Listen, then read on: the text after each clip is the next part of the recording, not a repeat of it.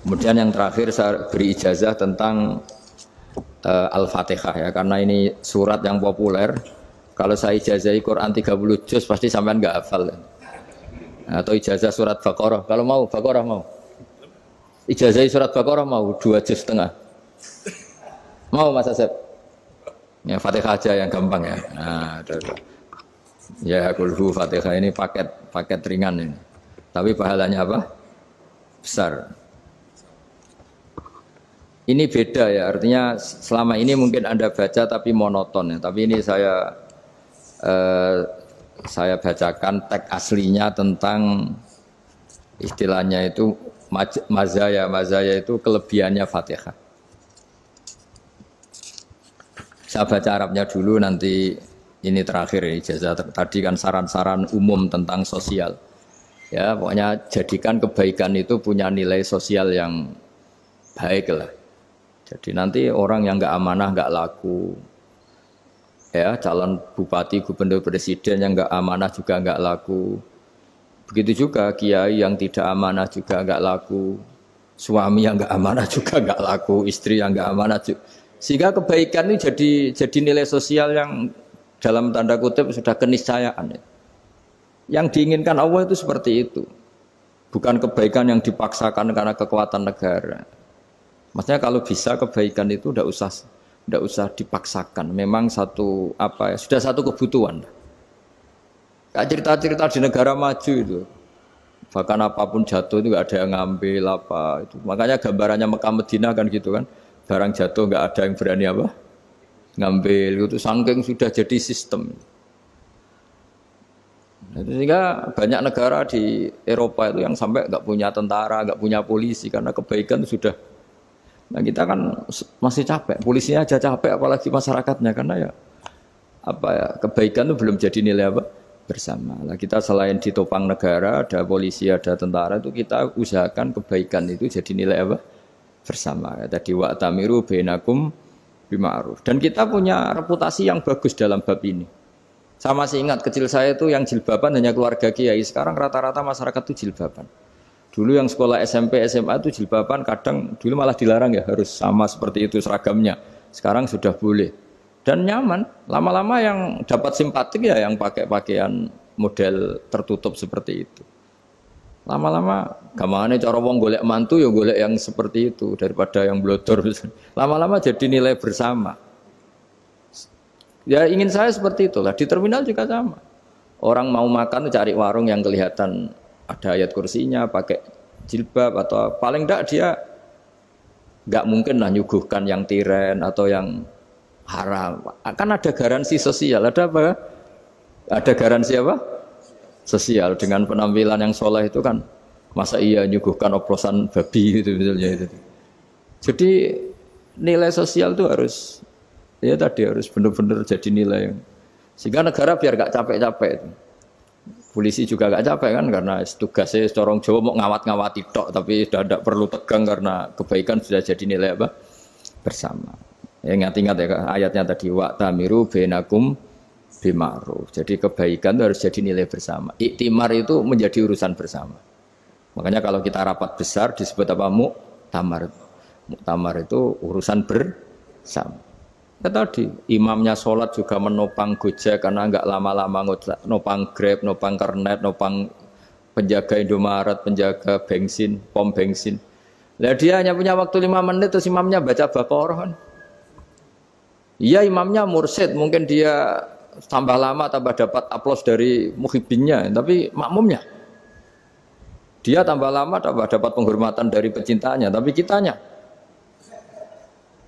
wah khusyuk wali kan, dia dapat status naik lah, kita yang sudah tidak ikut jadi wali diganggu apa pekerjaannya. Kalau ada imam seperti itu sampai mufarokoh saja, niat ya Allah sampai sini saja saya makmum orang itu, silakan orang itu punya urusan sendiri dengan jenengan, ya sudah atau salib saja apa. Nah, itu boleh kalau dalam fikih namanya apa mufarokoh. Mufarokoh itu niat, tapi kamu jangan langsung selonong mufarokoh, niat dulu pamit sama Allah bahwa sekarang mau mufarokoh. Ya, tapi ya jadi sholat yang aneh kan, imamnya masih rukuk, kamu terus sujud, terus apa-apa selesai ya. Mungkin dalam pandangan itu orang lain ini maksudnya makmum gimana ini kok begini. Tapi sudahlah Allah Maha tahu. Insya Allah dimaklumi. Ya saya baca tentang Fatihah ya, karena sampean pasti sering baca Fatihah. Supaya apa sekaligus jadi jimat lah gitu. Jadi kalau kamu sering di jalan-jalan yang mungkin sepi atau mungkin kan tidak semua teman Grab itu nasibnya bagus yang di Semarang Jogja. Mungkin yang di Kalimantan di Papua kan ada yang 10 kilo gak ketemu rumah, ya kan? Ya lihat di TV-TV itu kan kasihan kan. Sudah 10 kilo gak ketemu rumah, penumpangnya kewekar preman tuh kan. Ini makan orang enggak kan gitu. Kan ujiannya dua. Kalau penumpangnya cantik itu ya kecoba syahwat, kalau preman takut. Jadi orang itu selalu ujian itu. Sing sedengan itu kan jarang orang itu. Jadi kalau penumpangnya perempuan cantik ujiannya itu syahwat, kalau preman ujiannya ketakutan. Kalau orang yang lemah bawa uang ujiannya kamu ingin garong. Jadi hidup itu memang semuanya ujian. Liyabluwakum ayyukum ahsanu amala. Makanya saya sering ditanya oleh teman-teman, Gus, nah ujiannya kenal wong wedok elek piye sama? Kenal wong ayu ujiannya syahwat, kenal wong elek ujiannya ngenyek. Itu sama-sama dosa. Syahwat ya dosa, ngenyek juga dosa. Wah elek keriting untune metu ya dosa ngomong gitu. Kadang-kadang orang berpikir enak kancanan wong elek gak dosa. Kata siapa kancanan wong elek itu ya dosa karena bawaannya ngenyek. Ngenyek itu menyepelekan itu.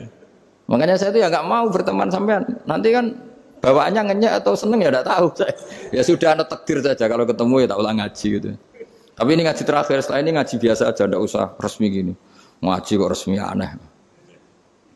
Pokoknya nanti suatu saat kalau pandemi sudah berlalu saya akan ngaji Rebone, lalu ini ngaji. Ini ngaji yang kurang bagus karena ngatur kiai kurang berkah ini. Nanti tapi ya lumayan lah masih mau ngaji. Ngaji kok tanggal ini jam ini. Sekarang suatu saat kamu tak panggil, Mas Wahyu datang ke sini jam ini tidak mesti bisa. Mungkin pas ada acara apa, oh, maaf ke sini pas ngecek pas apa. Gitu. Jadi ya sudah tapi tak maafkan enggak apa-apa. Takdir ya. Tak bacakan supaya sampean tahu keramatnya bismillah. Nah, sebelum saya bacakan bismillah Fatihah tak beritahu tentang ilmu tafsirnya karena ini penting sekali. Fatihah itu dawuhnya Allah, tentu itu dawuhnya Allah. Saya ulang lagi itu kalamullah. Tapi yang sudah diberikan kesampaian ke kita semua. Sehingga seakan-akan itu menjadi dawuhnya kita ke Allah. Jangan salah loh ya. Fatihah itu dawuh Allah tapi sudah diberikan ke kita. Sehingga posisi kita itu yang punya itu. Nah kenapa ini perlu dijelaskan? Karena nanti ada kalimat iyyaka na'budu wa iyyaka nasta'in. Kalau itu masih kalam Allah, berarti Allah ngomong ke kamu, ngendikan ke kamu, kepadamu aku menyembah. Masa Allah menyembah kamu? Nah sehingga ilmu tafsir itu menyelesaikan itu dulu ya. Saya ulang lagi ya, sebelum sampean sering baca Fatihah, aku yakin ya sering baca. Tapi barokahnya tidak paham itu tidak pernah janggal. Enggak paham itu ya penting supaya tidak iskal, tidak janggal. Sebetulnya di kalimat itu ada yang janggal. Kalau Fatihah itu kalimatnya Allah atau kalam Allah, bagaimana dengan kata-kata iyyaka na'budu? Masa Allah ngendikan ke kita, kepadamu kami menyembah. Masa Allah menyembah kita? Maka penyelesaiannya secara ilmu tafsir gimana? Semua ulama mengatakan, bukan satu dua, semuanya mengatakan di Fatihah itu semuanya diberi kawalan kalimat. Saya ulang lagi ya, di Fatihah itu semuanya diberi awalan kalimat qulu, katakan wahai hambaku begini. Ya, katakan wahai hambaku begini. Nah, begini ini pelajaran dari Allah yang sudah diberikan ke kita. Terus kita mengatakan bismillahirrahmanirrahim, alhamdulillahirabbil, termasuk kita mengatakan iyyaka na'budu wa iyyaka nasta'in. Jangan bayangkan Allah ngendikan ke kita. Kalau Allah ngendikan kita berarti gini, hei wahyu ihdinas siratal mustaqim, tunjukkan saya jalan yang benar. Nah nanti kamu terus, ya Allah Anda aja minta tolong saya minta tolong siapa kan, jadi panjang kan. Ya saya ulang lagi ya, jadi itu di ulumul Quran diterangkan gimana sebelum baca Fatihah ya. Fatihah itu kalamullah, ngendikannya Allah, tapi yang sudah diajarkan ke kita dan sudah milik kita, sehingga kalimat itu menjadi milik kita. Tapi ya kalamullah, tetap kalamullah, tapi sudah menjadi milik kita. Udah paham ya? Ya pinter nah.